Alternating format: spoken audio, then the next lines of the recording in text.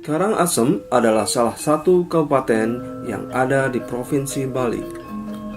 Selain memiliki keindahan alam, kabupaten ini banyak menyimpan kreativitas budaya yang telah tercipta dari nenek moyang masyarakatnya dan masih tetap terjaga kelestariannya sampai saat ini. Dari sistem pengetahuan masyarakat dan adat istiadatnya, telah banyak tercipta karya budaya yang unik, hidup dan syarat dengan nilai budaya yang dapat kita temukan di desa-desa di kabupaten ini. Tepatnya di sebuah wilayah desa yang disebut Tenganan Pegeringsingan, Kecamatan Manggis, merupakan salah satu wilayah yang memiliki masyarakat dengan daya kreativitas tinggi.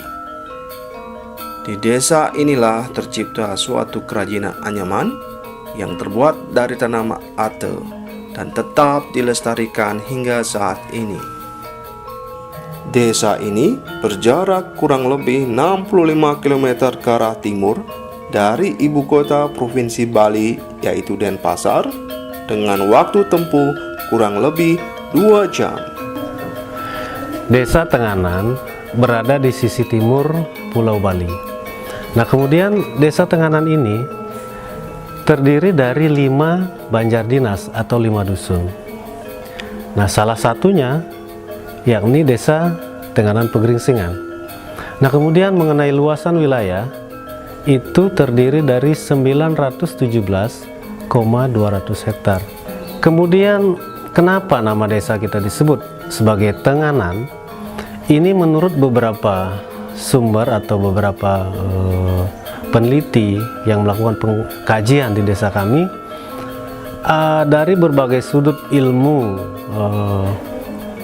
pandang atau wawasan mereka yang dikemukakan bahwa Tenganan itu berasal dari kata tengah. Ada yang menyebutnya begitu karena kita berada di tengah-tengah perbukitan.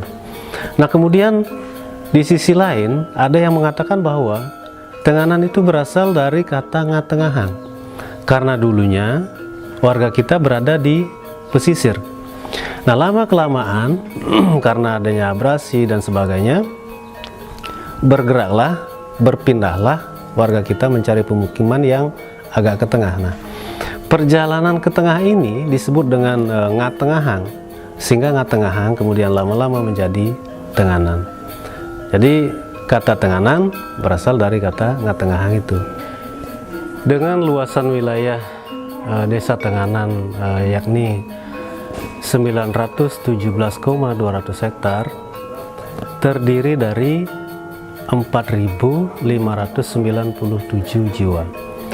Nah, kemudian mengenai mata pencaharian dan sebagainya yang ada di desa kita itu didominasi oleh pertanian. Kemudian mengenai potensi yang lain yang ada di Desa Tenganan selain dari sektor pertanian, ada juga home industrinya. Kemudian apa yang bisa dikembangkan oleh masyarakat setempat sesuai dengan kemampuannya. Ada yang bergerak di bidang kerajinan misalnya, ada tenun yang disebut dengan tenun geringsing. Kemudian potensi yang lain yang tidak kalah pentingnya itu adalah pengembangan dari usaha kerajinan ate. Nah, mengenai ate yang sudah dikembangkan, ini tidak terlepas dari kebutuhan akan bahan atau tanaman ate yang terkait dengan pelaksanaan upacara sehari-hari yang ada di Desa Tenganan ini. Ini namanya tamyang, alat penangkis perang dalam upacara perang pandan di Tenganan. Bahan terbuat dari ate.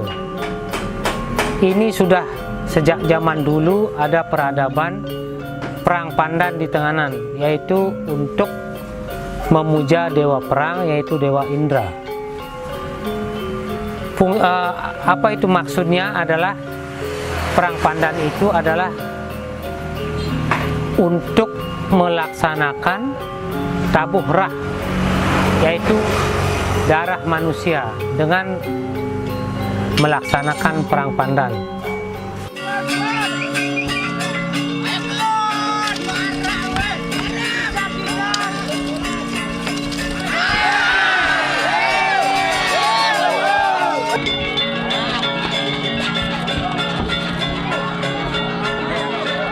perkirakan kalau Ate ini, kalau Tamyang ini sebelum tahun 30 sudah ada. Sebelum tahun 30 sudah ada. Saya lahir tahun 1931. Jadi berasa sulit lah seperti saya menerangkan kapan adanya gitu. Tapi kalau diperkirakan itu tidak dosa lah diperkirakan, boleh diperkirakan. Entah tahun 1920. Anak-anak ampun wenten aliu niki macam niki niki macam Tamyangan niki dauk dia kari alit banyak. Selanjutnya pengrajin orang tua di sini di Tenganan ini sebagai pekerjaan sambilan. Setelah mereka pulang dari kebun membawa ada kira-kira 2 dandan begitu, 3 dandan sampai di rumah dia sebit untuk bahan-bahan ulatan begini. Sehingga dapat dikatakan bahwa pengetahuan masyarakat Tenganan Pegeringsingan terhadap pembuatan kerajinan Ate telah ada sejak zaman dahulu dan telah dilakukan oleh beberapa generasi. Walaupun tujuan awalnya hanya sebagai pekerjaan sambilan, memenuhi kebutuhan pribadi dan sebagai pelengkap upacara, kerajinan yang terbuat dari bahan Ate ini merupakan hasil dari cipta, rasa, karsa, dan budaya masyarakat dengan beraneka ragam bentuk, motif, maupun fungsi. Membuat sebuah kerajinan tentu saja dibutuhkan bahan baku untuk dijadikan benda-benda kerajinan yang diinginkan. Bahan baku tersebut dirancang, dibentuk, atau diolah sedemikian rupa sehingga menjadi suatu karya dan memiliki fungsi serta manfaat bagi pembuatnya maupun pemesannya. Bahan baku utama dari kerajinan ini adalah batang dari tanaman berjenis paku-pakuan yang disebut dengan paku Ate atau hata atau paku ketak Lygodium circinatum. Tanaman paku Ate tumbuh dengan baik pada daerah yang lembab, di hutan atau di bawah kanopi pohon. Tanaman ini hidup merambat dan menjalar pada tumbuhan-tumbuhan lain, misalnya sering dijumpai pada kebun nanas. Tanaman ini ketika telah dewasa akan membentuk sulur yang bersifat merambat. Sulur inilah yang nantinya berkembang menjadi batang tanaman yang digunakan sebagai bahan baku utama anyaman kerajinan Ate. Biasanya yang banyak dan bagus yang saya jumpa itu di hutan, kayak di tebing-tebing itu. Di tebing sama kayak di kebun itu, di hutan nanas, di kebun nanas biasanya. Di antara kebun nanas itu yang saya jumpa banyak. Kita cari yang posisinya, yang kondisinya lurus gitu. Dan yang tidak banyak cabangnya, cabang dari daun-daunnya itu. Biarkan karena cabangnya itu bikin patah-patah nanti. Kita cari yang kalau di sini yang lambes, dibilang yang lambes itu. Artinya Atenya itu bukunya itu cabang-cabangnya sedikit gitu. Dan yang masih muda kalau kita ambil itu. Proses pengambilan pohon Atenya kita sistemnya dicabut ya, karena kita ngambil sama akarnya. Karena motif hitamnya itu kita pakai untuk motif gitu, untuk motif hitam yang asli alami gitu.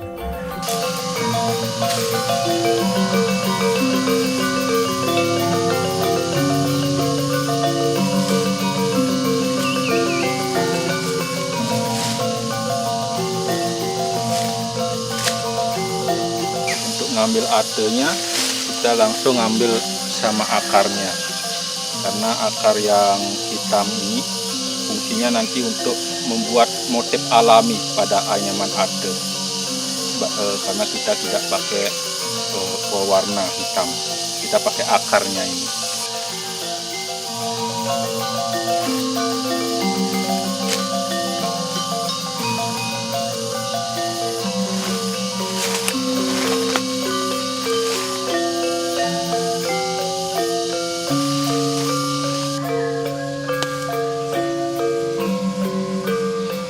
Dan habis itu mencabut setelah terkumpul kita membersihkan batang sama daunnya untuk biar rata dia bersih gitu lah.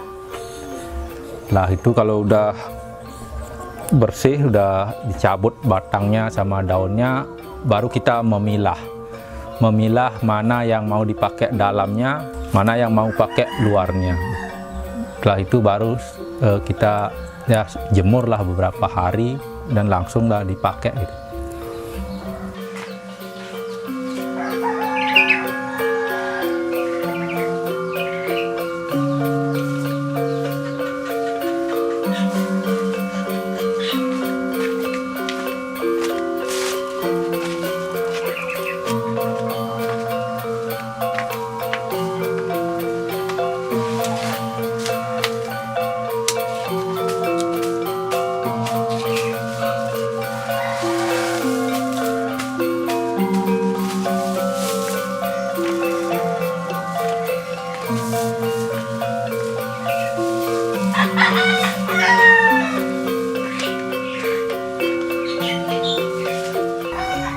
Kalau ada yang pakai umurnya setahun udah bisa dipakai, karena makin tua atanya makin lama ya umurnya itu makin kuat ya.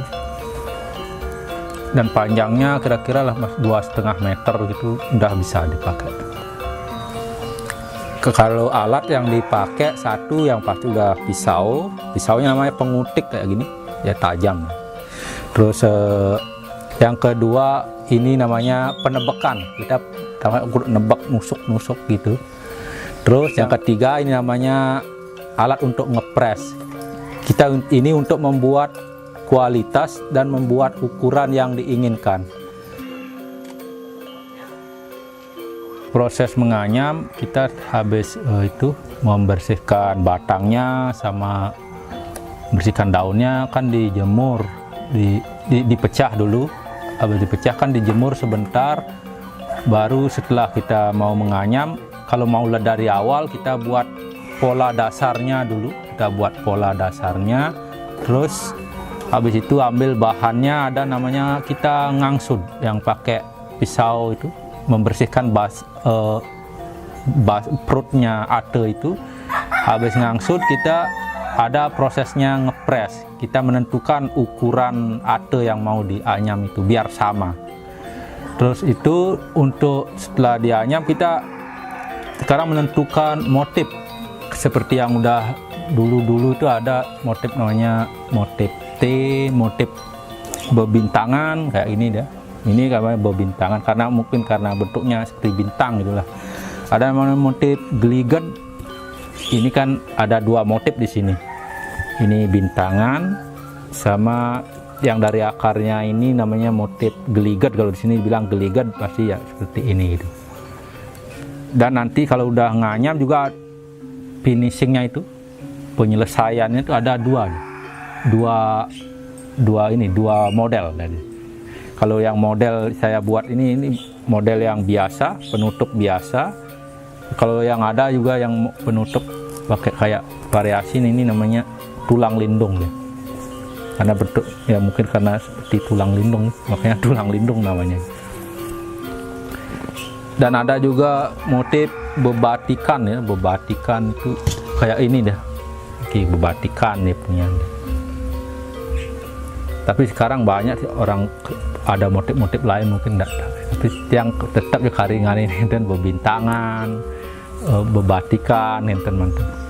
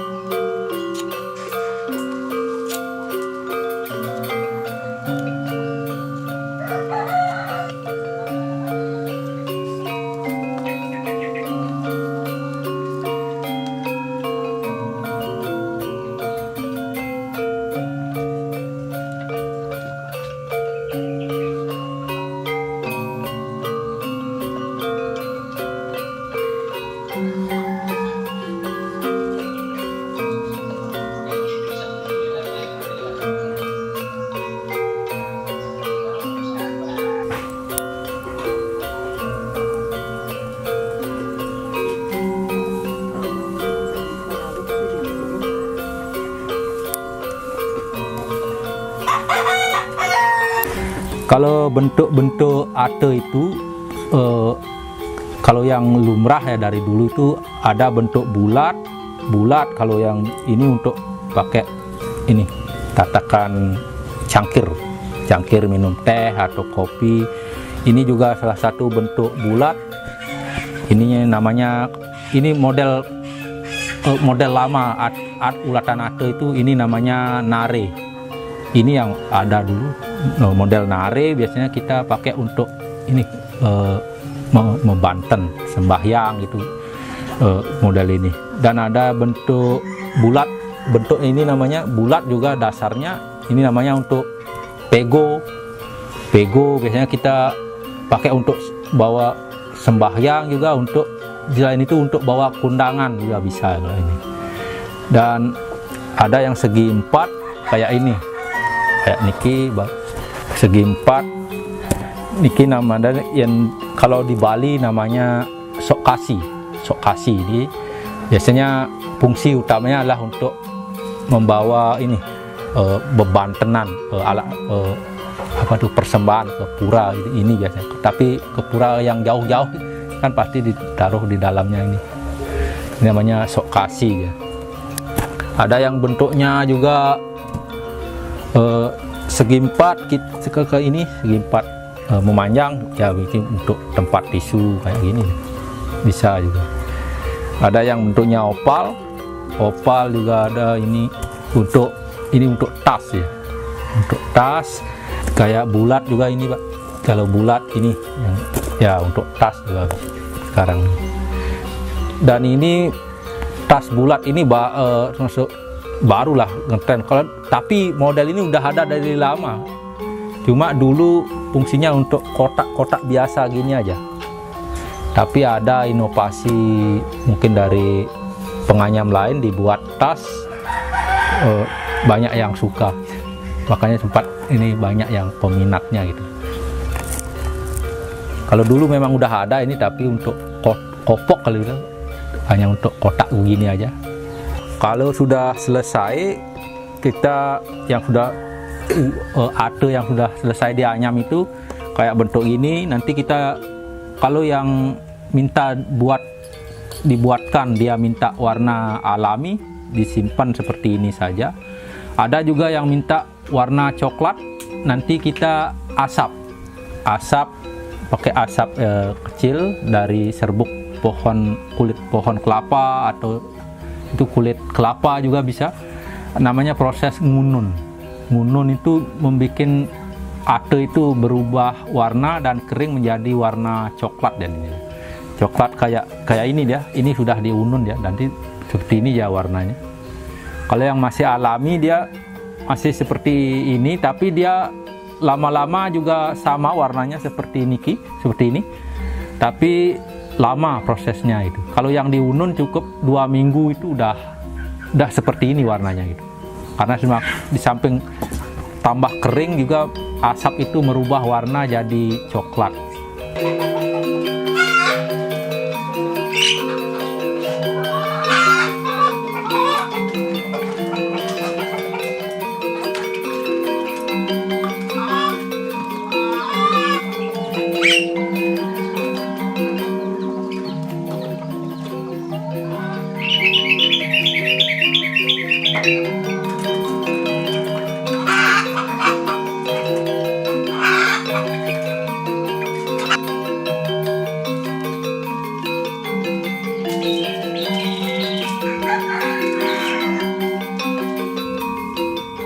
Pada proses pengasapan, api biasanya dinyalakan dengan daun kelapa kering dan serabut kelapa kering. Ketika api sudah menyala kecil, merata pada serabut kelapa, dan telah menjadi bara api, serbuk ampas kayu bekas gergaji ditaburkan di atas bara api, sehingga menghasilkan asap panas dan mengepul ke atas tungku. Kemudian, semua produk yang dibuat akan diletakkan di atas tungku pengasapan. Hasil kerajinan tersebut akan ditutup rapat dengan plastik tebal atau bahkan plastik terpal. Lubang tempat menyalakan api juga ditutup rapat dengan besi, sehingga asap panas tidak dapat keluar dan hanya mengarah pada hasil kerajinan tersebut. Pengasapan ini biasanya akan dilakukan selama 1-2 hari.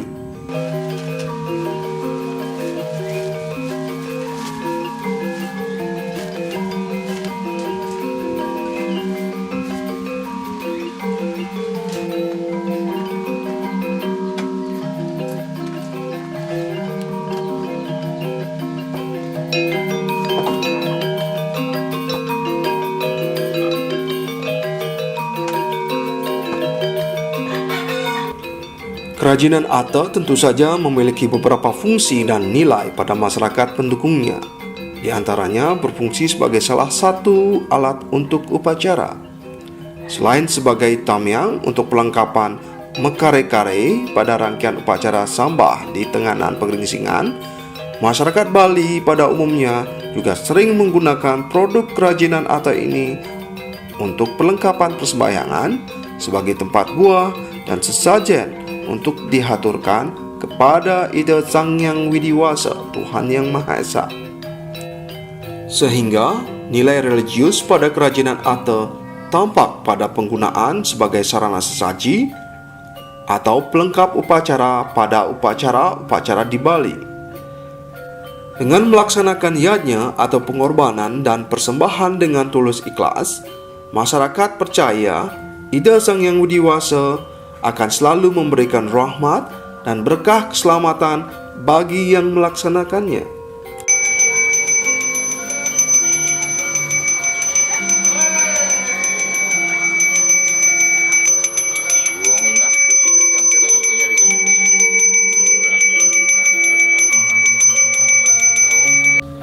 Kerajinan ate ini tentu memiliki nilai estetika bagi penggemarnya, karena bentuk-bentuk dan motif anyaman yang rumit memancarkan keindahan.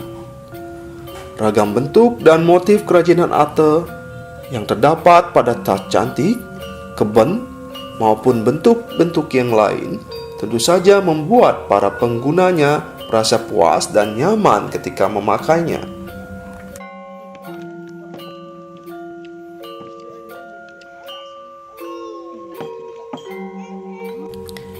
Nilai sosial pada kerajinan ate tercermin pada saat proses pembuatan kerajinan ini.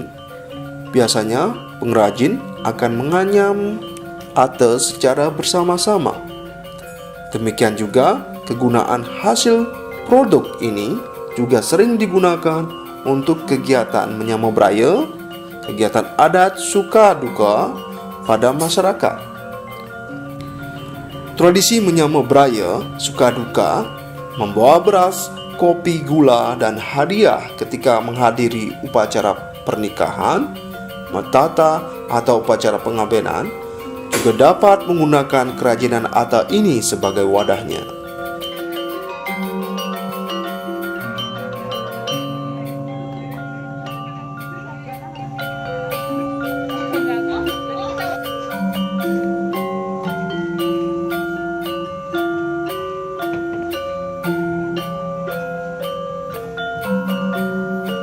Kerajinan ate yang selama ini dilakoni oleh pengrajin ate di Karangasem itu sangat mendukung untuk membantu perekonomian masyarakat itu sendiri, juga dalam hal ini mendukung kegiatan-kegiatan budaya kita yang ada di Bali terkait beberapa kegiatan-kegiatan, karena seni juga di sana juga mencakup dari sisi kerajinan ate, dari tampilan, dari sisi inovasi juga kita lihat ate lebih banyak juga ada unsur seninya di sana, bisa dimanfaatkan juga pada kegiatan-kegiatan spiritual khususnya di kebudayaan yang ada di Bali.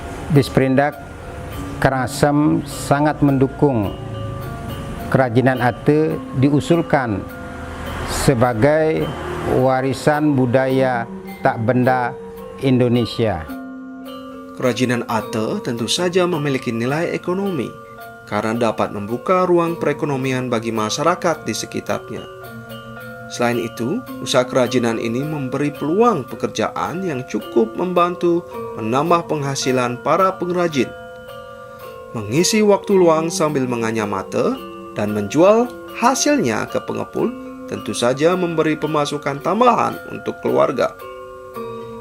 Kreativitas pengrajin baik dalam bentuk maupun desain sangat mempengaruhi nilai jual dan nilai tambah penghasilan bagi para pengrajin. Fungsi kerajinan ate ini dalam gini ekonomi jelas untuk menunjang kebutuhan masyarakat di sekitar sini, bisa untuk memenuhi kebutuhannya sehari-hari. Ya, di samping kita bisa menyambut brayo dengan melibatkan pengrajin sekitar ya di atas 50-an, kita juga untuk menunjang ekonomi sehari-hari masyarakat di sekitar sini. Hasil penjualan kerajinan ate cukup besar dan keuntungan yang diperoleh cukup memuaskan. Sehingga kerajinan tangan ate sangat membantu perekonomian masyarakat Karangasem pada umumnya.